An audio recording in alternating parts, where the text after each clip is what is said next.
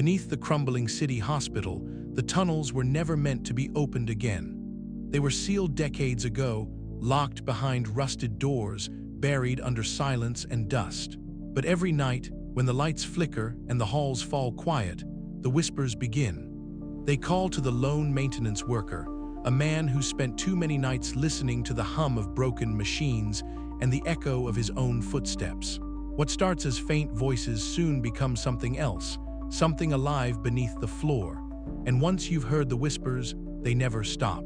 The city hospital loomed before me like a forgotten relic, its towering facade mottled with grime and time-worn scars that whispered of decades left to rot. Night had already claimed the skies, and the weak glow of the flickering street lamps cast elongated shadows across the cracked pavement. I pulled my jacket tighter as I stepped closer, the biting cold seeping through the thin fabric. The sign above the entrance, once bold and proud, now barely legible, City General Hospital. I glanced at my watch. 11:45. The beginning of another night shift, another long stretch in this crumbling hive of sickness and silence. I had worked here for nearly 5 years now, mostly invisible, a ghost in the machinery that kept the hospital running after hours. Tonight felt different, though. There was something in the air, a subtle shift in the atmosphere that I couldn't yet name. Pushing open the heavy glass doors, I was greeted by the stale scent of antiseptic mixed with the mustiness of neglect. The lobby was deserted, bathed in the sickly yellow glow of flickering fluorescent tubes. The long hallways stretched out before me, lined with faded paint and peeling wallpaper curling at the edges like the pages of a forgotten book. I made my way to the maintenance room first, the cramped space that served as my base of operations. It was cluttered with tools, mops, and spare parts, everything needed to keep the hospital's aging infrastructure from collapsing entirely. As I settled in, the hum of the air conditioning mingled with the distant beeping of machines somewhere deep within the hospital's bowels. The silence was profound, broken only by the occasional drip of water echoing from the pipes. My routine was simple: checks on the power systems, inspection of emergency lighting, and making sure all the equipment in the lower levels was functioning. Tonight, though, as I moved through the dim corridors towards the underground service tunnels, an unease began to creep up my spine. The tunnels, long sealed off and forgotten by most, were said to have been built during the hospital's early years for maintenance and storage. No one ventured down there anymore, and the heavy metal doors at their entrance were locked tight, rusted shut with layers of peeling paint. Stopping just before the door, I noticed something strange, a faint sound, almost like whispering, drifting through the cracks around the edges. At first, I thought it was my imagination. The hospital was old, drafty. The wind could easily seep through the smallest openings, but the whispers were too deliberate, too rhythmic, as if voices were calling out in a language just beyond comprehension. I pressed my ear closer to the cold metal door. The words were indistinct, but there was a pattern, a cadence. I could have sworn one of the voices whispered my name. A sudden tightness gripped my chest, a suffocating weight that made the narrow hallway feel even narrower. The peeling walls seemed to close in around me, the low hum of the hospital's ventilation system now a distant drone swallowed by the oppressive silence. I backed away slowly, my breath shallow and quick. The whispers ceased abruptly the moment I stepped away from the door, leaving me alone with the echo of my pounding heart. I shook my head, trying to dispel the rising panic. It had to be my mind playing tricks in the dead of night. Hospitals at night were breeding grounds for paranoia and shadows. Returning to the maintenance room, I tried to focus on the mundane tasks ahead, but the image of the sealed tunnel door haunted me. What secrets lay behind it? Why had the hospital sealed it off so thoroughly? As I cataloged the equipment, the whispers echoed faintly in my ears, a ghostly reminder that something was waiting just beyond the walls. The long hours crept by, each moment thick with a suffocating sense of claustrophobia. The hospital's corridors felt less like passageways and more like a labyrinth designed to trap and confine. My flashlight's beam wavered across the cracked tiles and broken fixtures, revealing glimpses of a building in slow decay. As dawn approached, the whispers returned once more, fleeting and elusive, tugging at the edges of my sanity. I stood before the sealed tunnel doors again, hand resting lightly on the rusted handle. A surge of curiosity warred with dread inside me. Whatever was behind those doors, I knew this night was only the beginning. The sun was still hours from rising when I finally left the hospital, the cold morning air offering little comfort. I glanced back at the dark silhouette of the building, its secrets buried deep beneath layers of silence and shadow. The whispers had found their way into my thoughts, weaving a thread of obsession that would not be easily broken. As I walked away, the question lingered like a poison. What had I heard behind that sealed door? And why did it feel like the hospital itself was watching me, waiting for me to listen closer? The fluorescent lights flickered intermittently as I made my way down the dim corridor of the crumbling city hospital. The stale scent of antiseptic mixed with dust and decay filled the air, each labored breath a reminder of the building's slow surrender to time. My boots echoed against the cracked linoleum floor, a hollow reverberation that seemed to stretch endlessly beneath the pale glow. I was alone, as usual, the night shift maintenance worker tasked with keeping this relic operational long after most had abandoned it. Routine was my anchor here, but tonight, something was different. As I passed the sealed service tunnel doors, heavy steel barred shut and coated in rust, I caught a faint murmur. My footsteps slowed, curiosity prickling at the edges of my weariness.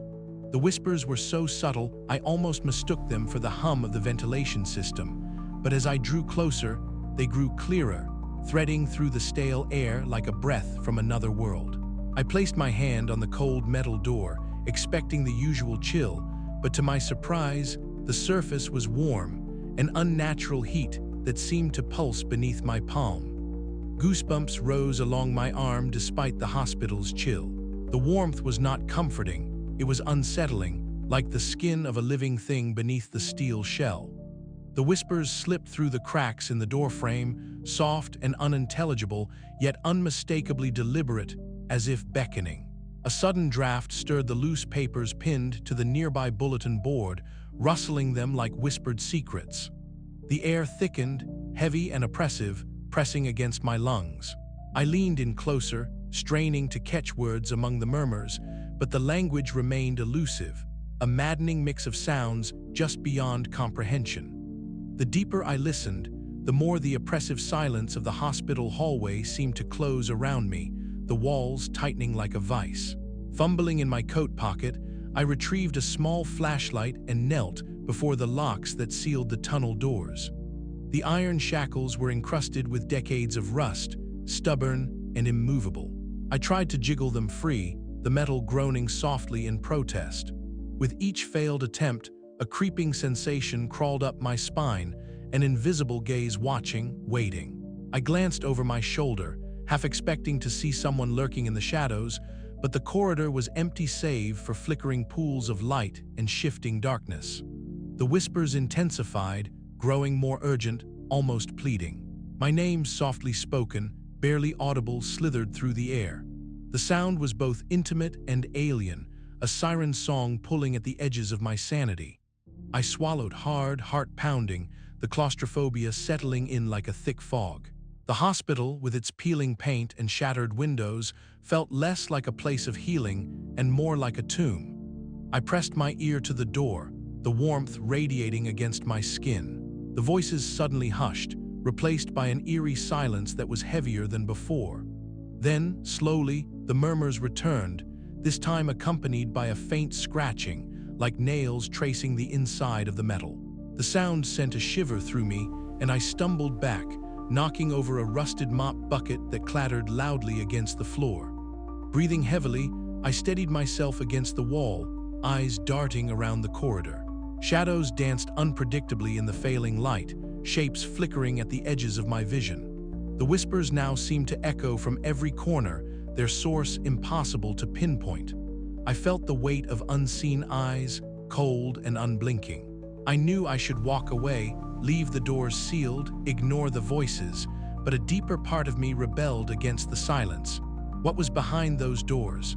Why were they warm? And why did the hospital, this decaying monument to forgotten lives, feel alive in a way that chilled me to the bone? With reluctant fingers, I traced the edge of the doorframe, searching for any weakness, any gap to exploit. The rust gave a faint, reluctant groan, as if resisting my intrusion. The whispers swelled again, a chorus of half-formed words and desperate pleas calling me closer.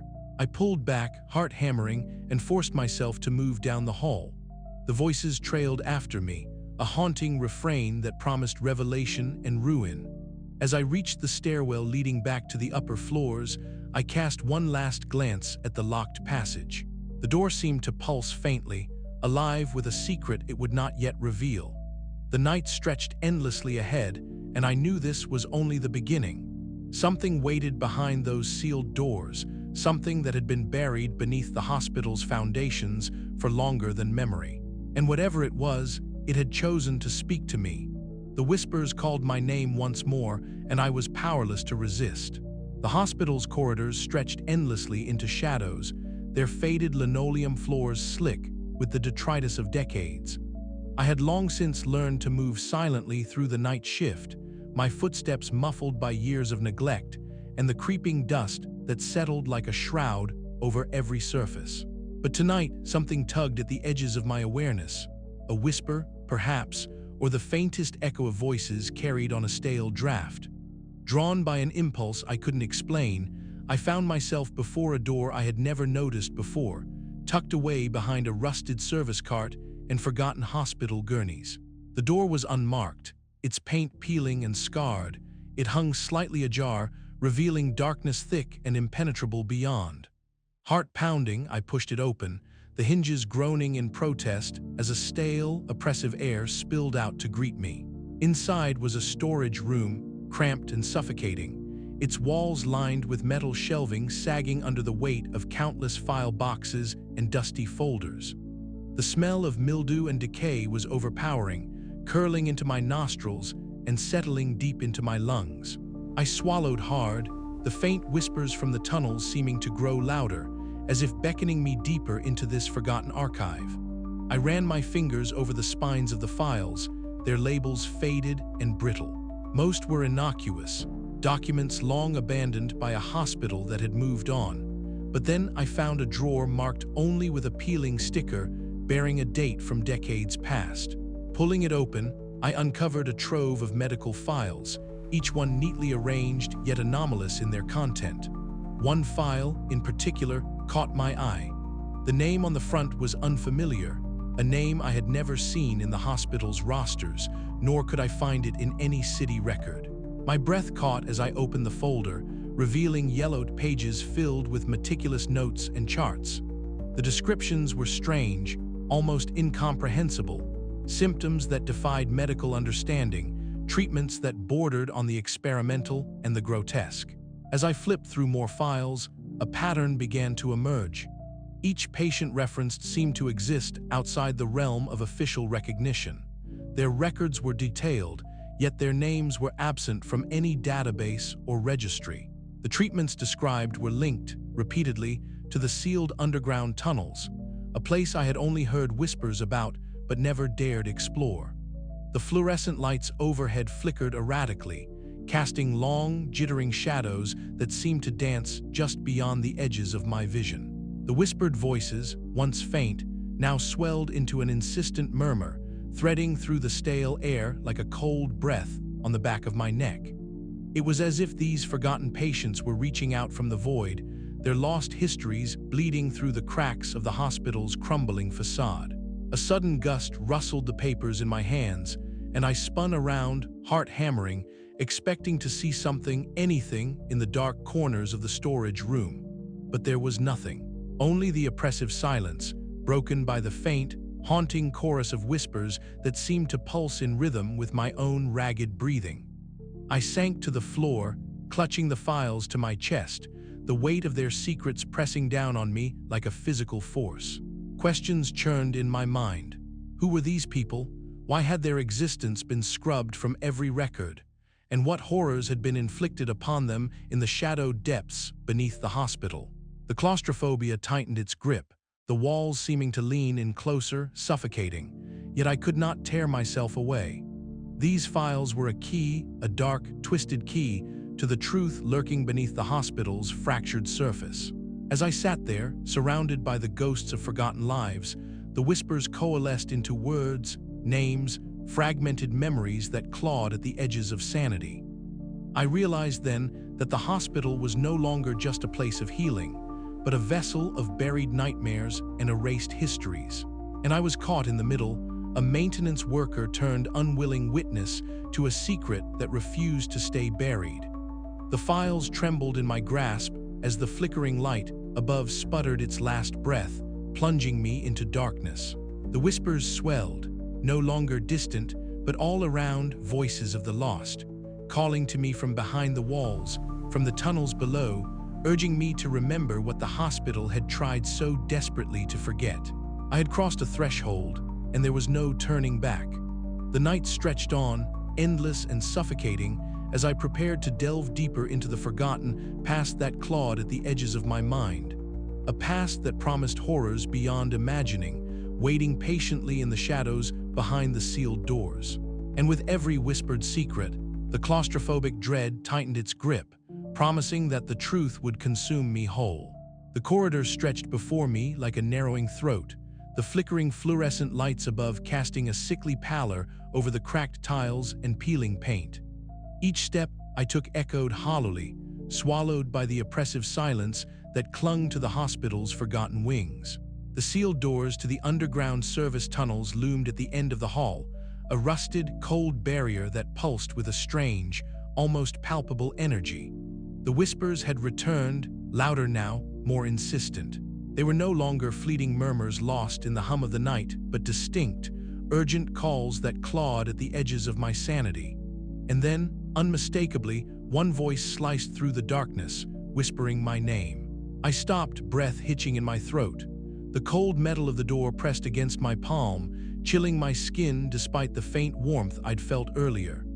"James," the voice breathed again, a rasping, desperate sound that seemed to seep through the cracks around the frame. I swallowed hard, the hairs on the back of my neck rising as a shiver crawled down my spine. Was it real, or just the product of too many long nights alone in this crumbling labyrinth?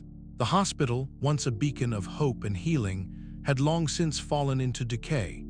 Its walls carried the weight of forgotten tragedies, and the tunnels beneath it held secrets that the daylight never dared unveil. I had thought the whispers mere figments, phantoms of exhaustion and isolation, but now, standing face to face with the impossible, doubt gnawed at me. I pressed my ear to the door, willing the voices to speak clearer. The stale air was thick with the scent of mildew and rusted metal, a suffocating blanket that wrapped itself around me. The whispers tangled into fragmented phrases, snatches of names, dates, and pleas that seemed to echo from a place both distant and immediate. "Help me, remember, find me." A flicker of movement caught my eye. I jerked my head toward the shadows pooling in the corners of the hallway. For a moment, I thought I saw shapes, indistinct, flickering forms that vanished when I blinked. The walls themselves seemed to pulse, narrowing, closing in like the throat of some great beast intent on swallowing me whole. My chest tightened as the weight of claustrophobia bore down relentlessly. "James," the voice whispered again, softer this time, almost coaxing. "Come down, come with us." I staggered back, heart pounding. The hospital's silence was shattered only by the low, insistent murmur that seeped from the very bricks. My reflection in a cracked window was distorted, gaunt, and haunted. Was I losing myself to this place, or was something else reaching out from the darkness? I gripped the worn handle of my maintenance toolkit, my only tether to the tangible world. Questions swirled in my mind, unrelenting and dark. Who were these voices? Were they remnants of tortured souls, echoes trapped in the hospital's bowels? Or was my mind fracturing under the weight of isolation and fear? The whispers grew into a cacophony, voices overlapping in a spectral chorus that threatened to engulf me. The line between reality and nightmare blurred as I felt the presence behind the wall pressing against my skin, cold and insistent. I staggered away, desperate for air, desperate for escape, but the voices clung to me, their call a siren song pulling me deeper into the labyrinth. I sank against the cold wall, my breaths ragged, my hands trembling. The shadows flickered once more, and I thought I saw a face, a fleeting glimpse of sorrow and despair that vanished before I could grasp it. The silence returned, but the whispers lingered, echoing in the recesses of my mind. I was alone, yet not alone. The hospital had claimed me, its secrets whispering behind walls, drawing me ever closer to a truth I dreaded to face. Tonight, the line had been crossed, the descent had begun, and I knew, with a sinking certainty, that I would never be the same. The dim light of my flashlight barely pierced the thick darkness that lay beyond the rusted metal door. It groaned and protested as I levered it open with a crowbar and a wrench, tools pilfered from the maintenance closet with trembling hands. The smell hit me first, a heavy, musty stench of damp concrete and decayed fabric, edged with something metallic and stale, like old blood or rusted instruments long forgotten. I swallowed hard, the weight of the hospital pressing down on me as the door slowly swung inward, revealing a narrow corridor cloaked in shadows. The thick silence inside was almost suffocating, broken only by the faint drip of water echoing somewhere deep within the tunnels. My breath came out in shallow gasps, each step forward stirring up dust motes that flickered in the cone of my flashlight. The walls, cracked and peeling, bore the scars of time, faint stains, chipped tiles, and the odd scrawl of illegible writing etched into the concrete. Along the narrow passage, I glimpsed relics of a forgotten era, rusted gurneys abandoned in corners, broken surgical lamps dangling from the ceiling by frayed wires, and shattered glass vials scattered like the remnants of some unholy ritual. Then came the whispers. At first, they were barely audible, a distant susurrus that seemed to swirl in the stale air. But as I moved deeper, the murmurs grew distinct, folding around me like a sinister melody. Words surfaced amidst the babble, names, dates, desperate pleas. The voices were fractured and fragmented, like echoes caught in a broken kaleidoscope. Patient, 47, experiment. Pain, they never left. No one remembers, but they scream. My heart hammered against my ribs as the disembodied voices wove tales of suffering and secrets buried beneath the hospital's foundations. The air grew heavier, thick with the weight of untold horrors. Shadows flickered at the edge of my vision, forms that vanished when I turned to look, leaving only the oppressive silence and the ceaseless whispers. I shone my light on a battered surgical table, its once gleaming surface now dulled and stained with rust and something darker.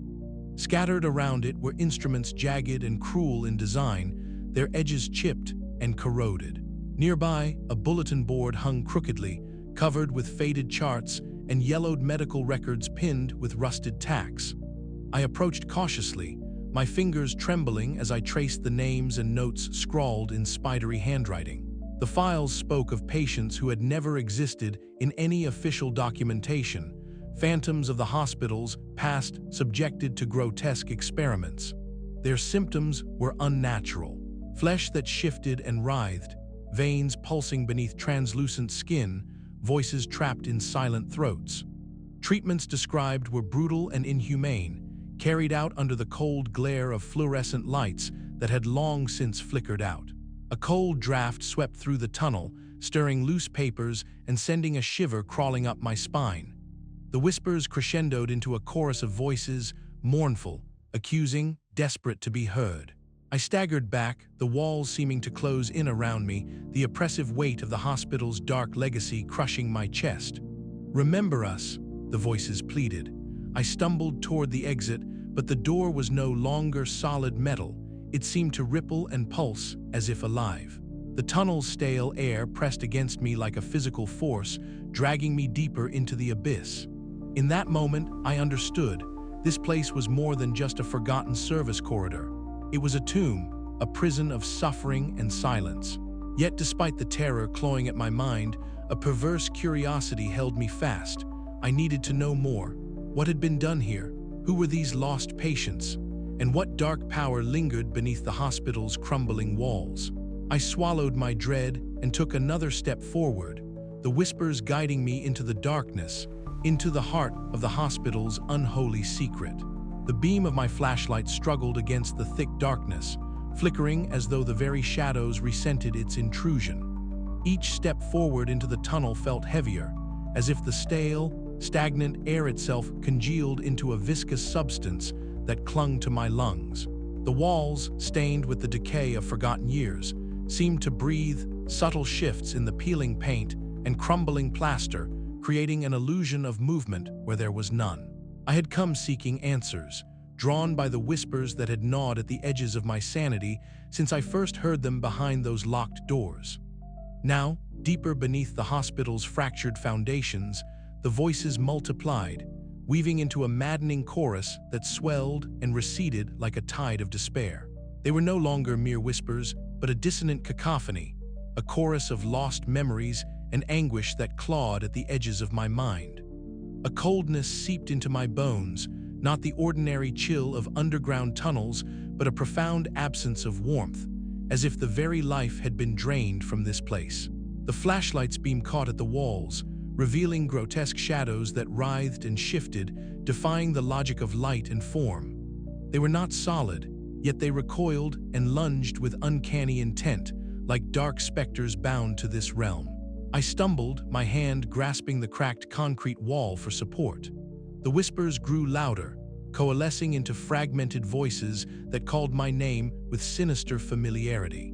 They spoke in tongues both ancient and agonized, recounting tales of suffering and forgotten experiments, the hospital's dark history bleeding through the veil of time. At the tunnel's end, the darkness thickened until it became a tangible force, an intangible presence that seemed to absorb the feeble light and sap the breath from my lungs. I felt myself pulled toward it, a void of despair that fed on the hospital's collective torment. It was neither alive nor dead, but a lingering echo of pain and neglect, a sentinel of the forgotten. My heart hammered as I fought to resist its pull. The presence whispered secrets in a voice like rustling leaves and distant screams, revealing the unspeakable horrors inflicted beneath the hospital.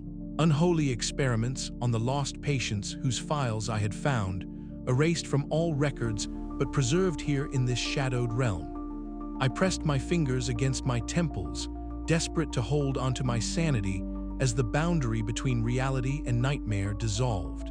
The walls seemed to close in, the oppressive silence punctuated only by the relentless whispers that now formed a maddening symphony of torment. In that moment, I understood. The hospital was more than crumbling bricks and faded memories. It was a vessel of eternal suffering, haunted by the unseen presence that thrived on pain and oblivion. And I was trapped within its grasp, a prisoner of the shadows beneath. My flashlight died, plunging me into absolute darkness. The whispers crescendoed, surrounding me, consuming me, until I could no longer tell where I ended and the void began. Yet somewhere, faint and fragile, a spark of defiance flickered within me. I had to hold on. I had to find a way out, before the hospital claimed me entirely. The hospital had changed, or perhaps I had changed.